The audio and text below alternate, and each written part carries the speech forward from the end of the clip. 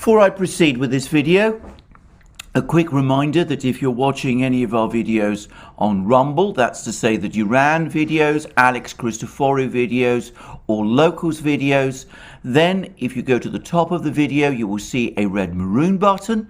If you press that button, that will take you directly to our Locals homepage, where if you choose, you can join our Locals community, become an active member, participate in my Wednesday live streams, which take place every Wednesday at 1400 hours Eastern Standard Time, and also publish your own exclusive content. Well, today is going to be a relatively brief program, because in some ways there isn't a huge amount more to report on what one might describe as the great global crisis, the crisis centered on Ukraine. Now, can I, before discussing this global crisis or further, just make one further observation? Since 1945, since the end of the Second World War, there have been many wars around the world. There have been wars in Vietnam, there have been wars in the Middle East, there have been wars in Central Africa, there have been wars in all sorts of places. What has made this particular war in Ukraine, which objectively is not on as large, and certainly so far hasn't gone on for anything like as long as any one of those, or as some of those other wars, what has made this a global crisis is the decision that the Western powers have made about it. They've used this war as grounds to launch a war, an economic war against Russia. And yesterday, as more sanctions were announced by the United States and as the European Union cranks up to announce still more sanctions, hasn't yet done so, but I expect there will be a decision made some point today, Thursday.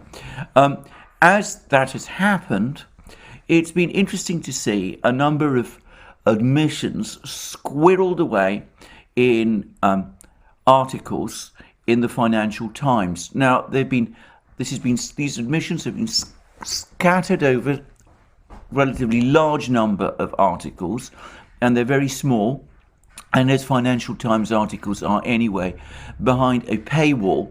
I'm not providing links, but in summary, what these admissions say is that the Western powers assumed that the sanctions they announced at the end of February would be sufficient, and that they are somewhat astonished at being put in a position where they have to engage in still more sanctions, because the sanctions that they imposed in February have not achieved the results they have, and that there are now growing concerns about the impact of these sanctions on the global economy.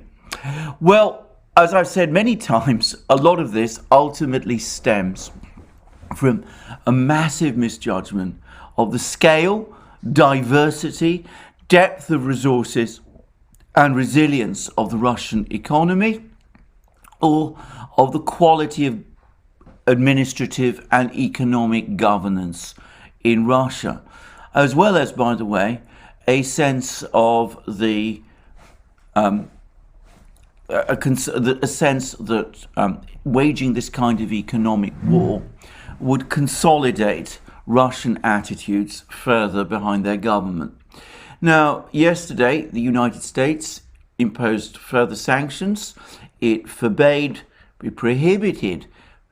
any investment in the Russian economy at all. That is hardly going to have much effect in a time of sanctions, especially as the United States was never a major investor in the Russian economy. In fact, US investments in Russia have been on a very small scale. And of course, it's also announced further sanctions against Russia's biggest bank, Sberbank, full blocking sanctions as it's called.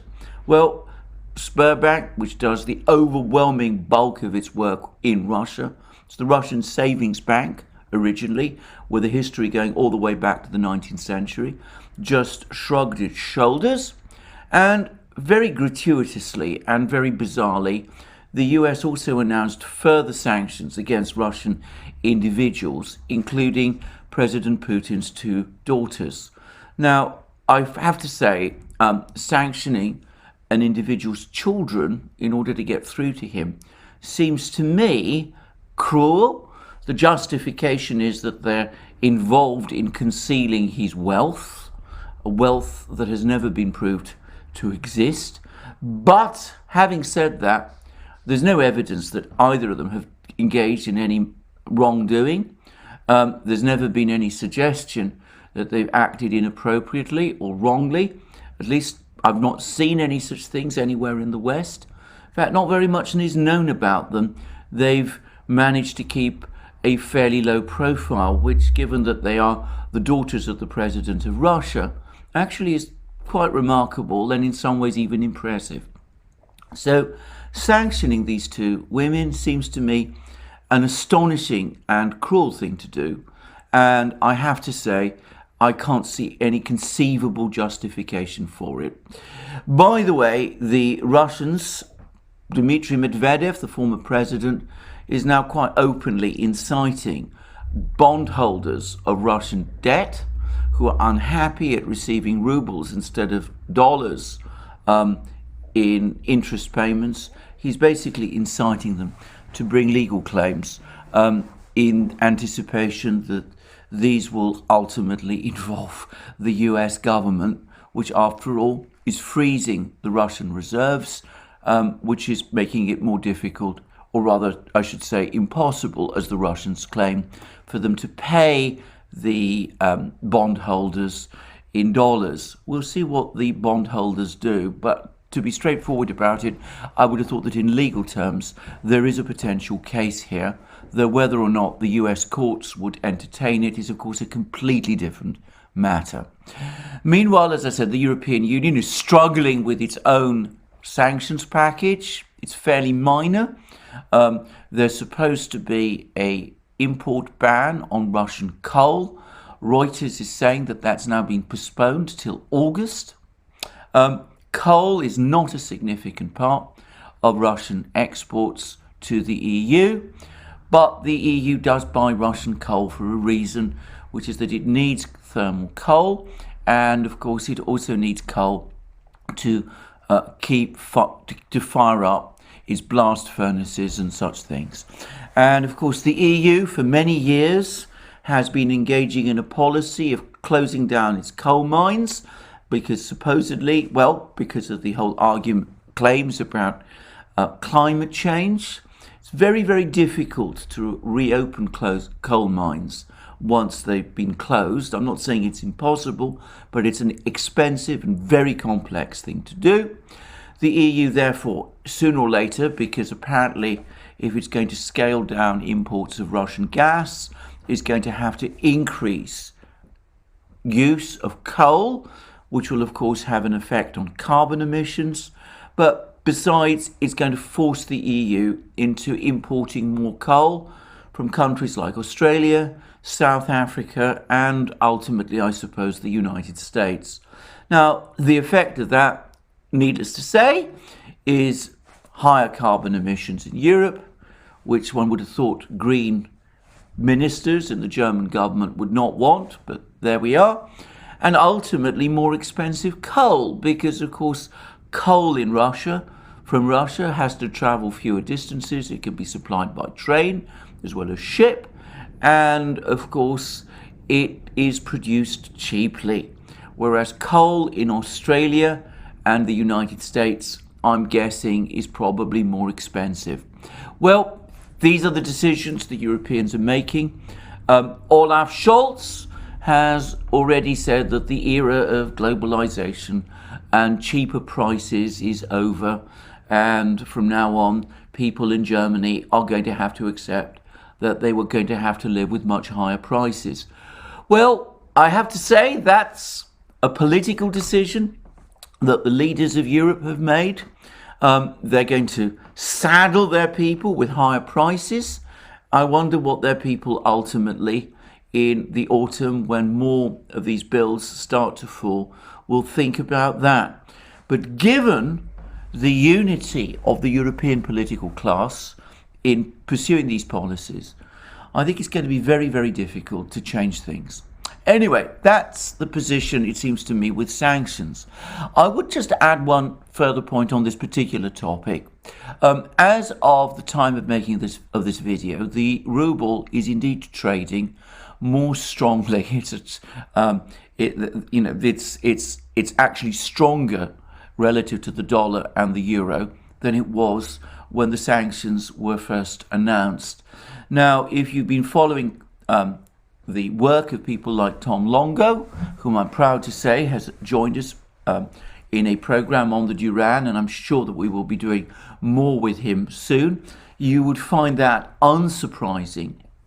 But I would say that it's perhaps unwise to dwell on this too much, because from a Western point of view, the fact that the ruble has not collapsed, that the Russian financial system has not collapsed, that there's not an existential economic crisis in Russia, is for the West, and perhaps specifically for the neocons in the United States, very close to being an existential issue. Now, can I just explain why? Firstly, the neocons and the neoliberals are still very much committed to the ideological project that the United States is the end point of history, that it is the future, that any other pathway to the future is wrong, and they are feverishly trying to make that future that they associate with the present situation in the United States. They're working feverishly to make that future happen. And of course, they've also, over the last 20 or so years, suffered a whole series, from their point of view, of defeats. The wars in the Middle East, for example, have not gone well. US manufacturing capacity has been overtaken by China's, and the gap is apparently still growing. And of course, there's also a certain perception that the United States is no longer quite the dominant military power that it was. Now, if you have a neocon outlook, on the one hand, you find it very difficult to accept these realities, but on the other hand, you also, at some deep level, are aware of them. And that makes you double down on those instruments of power which you believe you still have. And one of those instruments of power is, as they believe, the position of the dollar as the world's reserve currency, and the dominant position the United States and the Western powers have, as they also believe, in the financial system. And the reason that over the last 20 years, and especially over the last 10 years, that we have seen this addiction to sanctions on the part of the United States and its allies in the European Union is because, from their point of view, it is sanctions which is the one big lever to promote their project that they still have. So, if that lever is shown to be broken, if it turns out that throwing sanctions at Russia is not going to break Russia or bend it to their will as they wish, then of course, from their point of view, the one remaining key lever of power is shown to be broken, and they are left with nothing in their toolkit. Now, at the moment, they're not prepared to accept that, and I suspect that they will not accept that for some time. So, bragging about the fact that the ruble is getting stronger is only going to provoke them to try to do worse. And that's essentially what those comments squirreled away in the various articles in the Financial Times say. Now, I'm not going to talk about what might happen next on the sanctions front. We are far beyond the point, in my opinion, of logic or reason or rationality, and any idea that anybody comes up with, even myself on this program, however crazy it is and however hypothetical it is, well, I am very concerned that somebody will listen to it and spread it around and then pick it up and then run with it. But when you are in the kind of mood that the neocons and the administration in Washington are in, then the risk, the real possibility that they will escalate to the point of destruction becomes very real. So I would suggest that we say a little less about the strengthening of the ruble at this particular point in time, because, as I said, I think it carries risks, certainly obviously for Russia, which would be the immediate target of these sanctions, but ultimately I fear for all of us. Now, on the military front, it's been interesting to see how reporting has changed. Whilst the Russian forces were camped around Kiev, it was possible for the Western media to recycle endless claims of Ukrainian victories in the battles around Kiev. It wasn't difficult because the Russians weren't advancing on Kiev, and of course the media was there, and it was relatively easy for the Ukrainians to pass off skirmishes as victories and to talk up what was going on in Kiev. Now that the real war has become concentrated increasingly to the east, where it always was, and to some extent also in the south, it's very interesting to see how, especially in the British media, actual reporting of the fighting has dwindled to a trickle. Western journalists do travel to some extent to the west, to the east, but to a very limited extent. And of course, anyway, the situation in the east is of renewed and continuous Russian advances. Now, there's apparently been quite a lot of developments. I'm not going to pretend that I'm fully up to speed with all of them, but in Mariupol itself, the Russians claim that the Ukrainian forces have now been reduced to 3,000. I've no idea how the Russians count these numbers, and that they are now isolated in 3 pockets: in the port area, in a factory called the Ilyich factory. That would, by the way, be a factory named after Vladimir Ilyich Lenin, presumably in Soviet times, and also the giant Azovstal factory. And there's now abundant video evidence that the Russians and their allies, specifically the Chechens in the Azovstal factory, are actually now fighting the Ukrainians in the precincts of these 2 factories, the Ilyich factory and the Azovstal factory. There's also word, by the way, that the position of the Ukrainian troops in the port area has become completely untenable, and that resistance there is about to collapse. Resistance in the 2 factories will probably continue for a little longer. Now, this has been by far the biggest battle fought in Ukraine up to now. It's involved by far the largest number of troops on either side. It's resulted in the single heaviest casualties that the Ukrainian military has suffered in this war. And if the battle ends with the Russians in full control of Mariupol, as I have discussed many times in lots of programs, then the very large forces that the Russians have had to commit to capturing Mariupol, Scott Ritter put them at around 40,000 men, are then available for release in other operations once they've been rested. Now, that doesn't mean that fighting isn't also going on elsewhere in Donbass. And it's increasingly clear, and I'm getting this now from Ukrainian comments, that the major source of alarm and concern for the Ukrainians is the continuing advances of the Russian forces south from Izium.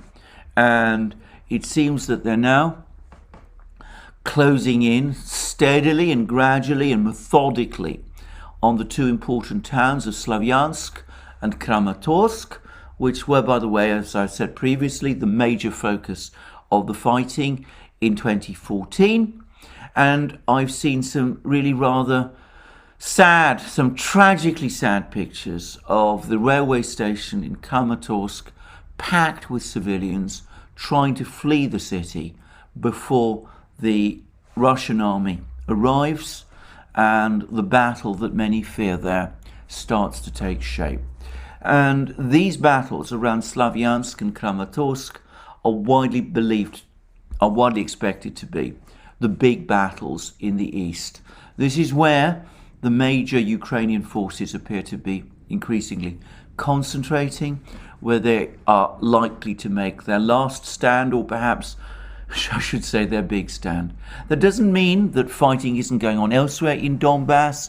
There are reports of advances and battles in all sorts of places, but it is around Slavyatorsk and Slavyansk and Kramatorsk that the main fighting in Donbass appears likely to take place over the next few days or weeks. And in the meantime, there's also reports of a major build-up of Russian forces around Kharkiv.